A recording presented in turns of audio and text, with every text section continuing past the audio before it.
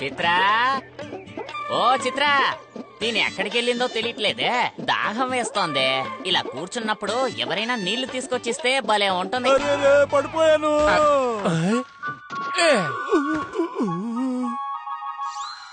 నేను కోసిన కొబ్బరి బొండ ఎక్కడ పోయింది? ఊపి, ఇక్కడ కొబ్బరి బొండ ఏమన్నా పడిందా? కొబ్బరి బొండమా? లేదు లేదు. అలాగా, అయితే ఎక్కడ పడుంటుంది?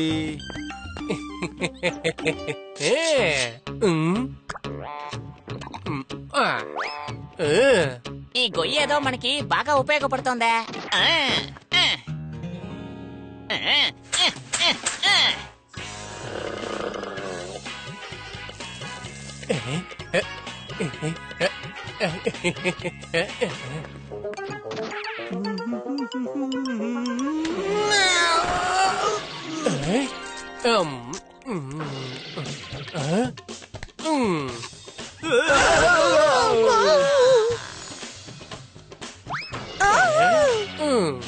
అరే, ఇదేదో చిత్ర గొంతులా ఉందే.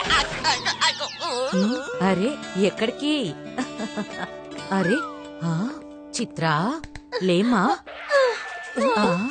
అరే, పొద్దునిక్కడ గొయ్యి చిన్నదిగా ఉంది, ఇప్పుడు ఇంత పెద్దదెలా అయ్యింది? ఇప్పుడే వీడి బొండారాన్ని బయట పెడతాను. ఉప్పి, నువ్వా? అమ్మా, అవును. ఒక పాత సామెత ఉంది ఉప్పి, ఎవరైతే ఇతరుల కోసం గొయ్యి తవ్వుతారో ఆ గొయ్యి తవ్వినవాడే చివరికి ఆ గొయ్యిలో పడిపోతాడట. అమ్మా, సామెతలను ఒకటుంటే దాని వెనక స్టోరీలు కూడా ఉంటుంది కదా? ఖచ్చితంగా ఉంది, కానీ గీని ఏమీ లేదు. సరే సరే చెప్తాను.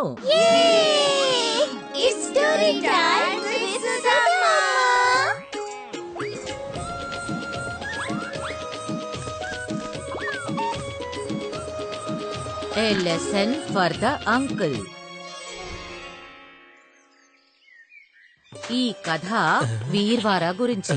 అతనికి తన బాబాయ్ తప్ప ఈ ప్రపంచంలో ఇంకెవ్వరూ లేరు.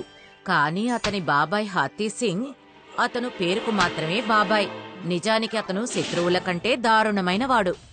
ఆ వ్యక్తి కోరికేమిటంటే వీర్వరాకి ఏదో ఒక సమస్య తెచ్చిపెట్టి తన ఇంట్లోంచి అతన్ని బయటికి గెంటేస్తే అతని ఆస్తి మొత్తం ఇతనికి దక్కుతుంది అని. హాతీ బాబాయ్, నా ఇంటి తలుపు తెరిచింది, కొంచెం చూసుకోండి, నేను ఇప్పుడే వచ్చేస్తాను. వెళ్ళు బాబు వెళ్ళు.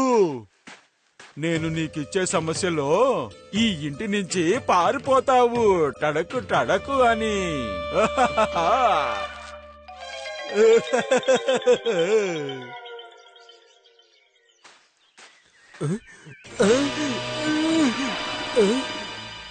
అరే, నా మేక ఎక్కడ పోయింది?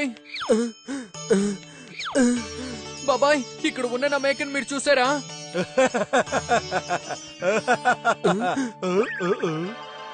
అది ఏ అడవి వైపో వెళ్ళుంటుంది. అతను తన మొదటి అనుభవంతోనే తెలుసుకున్నాడు. అదేమిటంటే ఈ పనిని తన బాబాయ్ అయిన హాతీ సింగే చేశాడు అని. అందువల్ల అతను ఒక పథకం వేశాడు.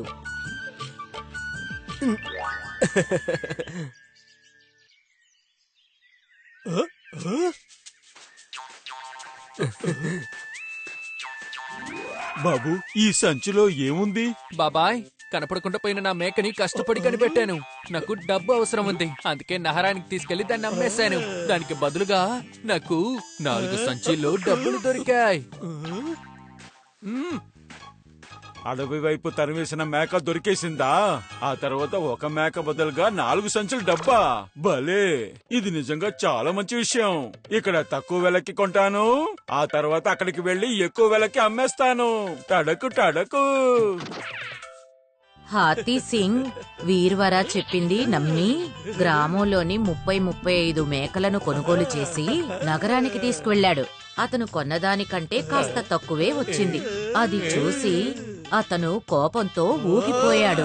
వాడు నన్ను మోసం చేశాడు, వాడిని నేను ఊరికే వదిలిపెట్టను.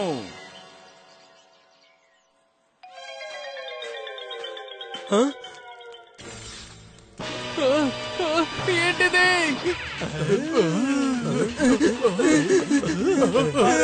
మా అన్నయ్య కొడుకు ఇల్లు. అసలు ఇదంతా ఎలా జరిగింది?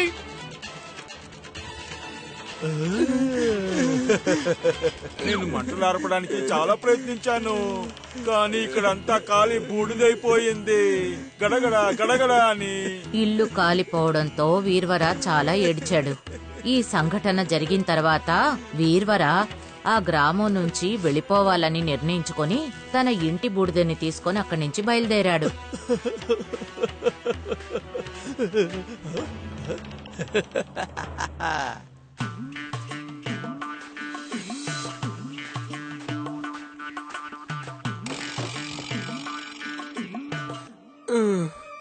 ఎందుకు అతను బూడిద ముందు అలా కూర్చున్నాడు? పద వెళ్ళి కనుక్కొద్దాం. ఏంటి బాబు విషయం? ఇంతకు ముందు నిన్ను ఇక్కడ ఎప్పుడూ చూడలేదే. నువ్వు ఈ బూడిద ముందు ఎందుకు ఇలా కూర్చున్నావు? మీకు కావాలంటే ఇది బూడిదయ్యి ఉండొచ్చు, కానీ నాకు ప్రపంచం మొత్తం ఇదే. ఏంటి, ప్రపంచం మొత్తమా? అయితే ఇది పవిత్రమైన బూడిద అయి ఉంటుంది. పవిత్రమైన బూడిదా? అలాగా? నాకు కొంచెం దొరుకుతుందా? కావాలంటే కొంత డబ్బిస్తామయ్యా. ఇవ్వను, ఖచ్చితంగా ఇవ్వను. సర్లేవయ్యా, ఈ బూడిదమ్మడం నీకిష్టం లేకపోతే మాకు కొంచెమైనా పెట్టు. అవునవును, నాకు కూడా. కావాలి. నేను విన్నాను, ఇంత కొంచెం బూడిదిలో పెద్ద ఆశ్చర్యాలు జరుగుతాయట. ఈ డబ్బులు వద్దని చెప్పకయ్యా, సరేనా?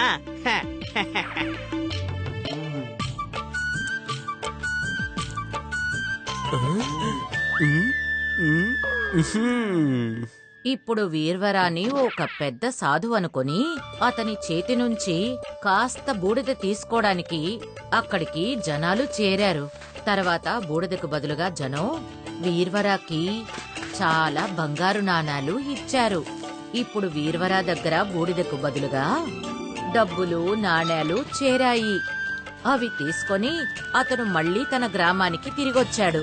అక్కడ అతను చెప్పింది విని అతని బాబాయ్ హాతీ సింగ్ ఎంతో ఆశ్చర్యపోయాడు.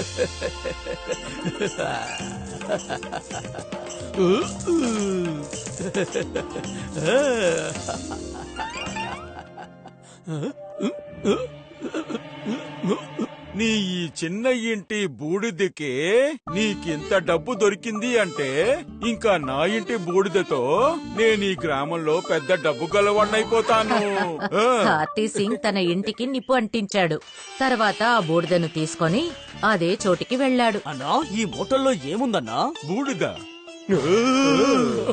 బూడిద మళ్ళీ బూడిద తీసుకొని ఇప్పుడు నువ్వు వచ్చావా? వేషం వేసుకుని ఈ బూడిద వల్ల ఎలాంటి అద్భుతం జరగదని మాకు అర్థమైపోయింది.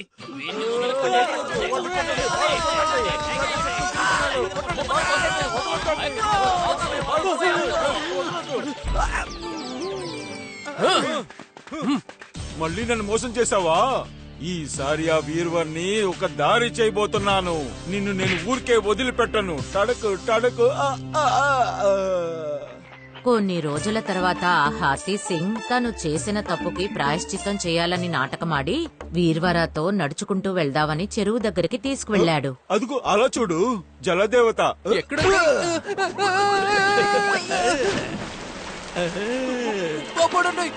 నాకు ఈత రాదు. అది నాకు తెలుసు.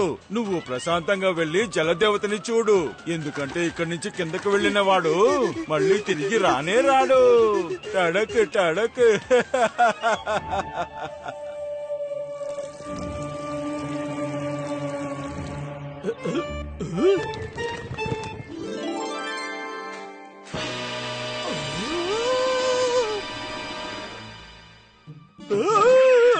వీర్వరా, నువ్వా? ఇంకా తన్నెవరు? యువరాణి, బాబయ్య దగ్గర మీరు ఆశీర్వాదం తీసుకోండి. నమస్కారం బాబాయ్ గారు. యువరాణినా? ఏంటిదంతా?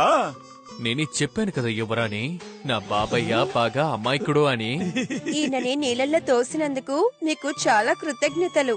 నీకొక విషయం తెలీదు, మీరు నేను నీళ్ళల్లో తోసినందువల్ల నా జీవితమే మారిపోయింది.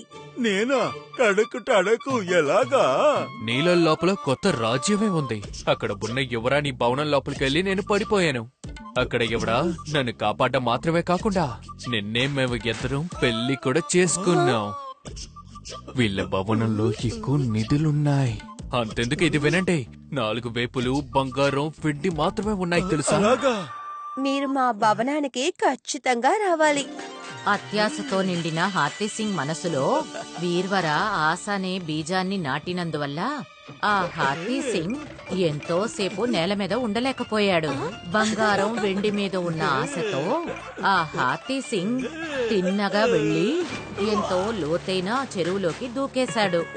అందువల్ల అతను ఎప్పటికీ తిరిగి రాకుండా అయిపోయింది. అరే బాబాయ్, త్వరగా వెళ్ళండి, నిధులు మీకోసం వేచి ఉంది. ఎక్కడుంది?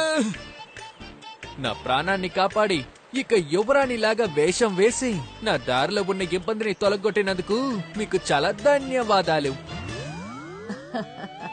అంటే ఆయన చెప్పిన రాజభవనం యువరాణి అంటే ఇది కేవలం కథ మాత్రమేనా? అవును, నాటకమే. హాతీ సింగ్ లాగా నేను తవ్విన గొయ్య భారీగా మారే లోపో అందులో నేనే పడబోయే ముందో దాన్ని పూర్తి చేసి వచ్చేస్తాను.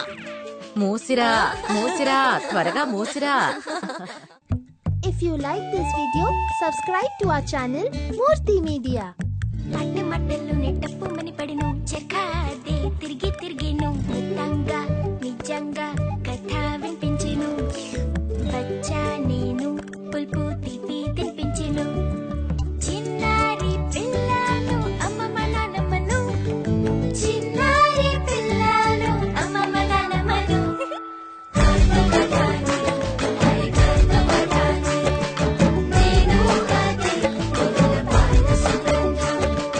చిటికెలో పాటతో చక్కని నిజం చెబుతాను.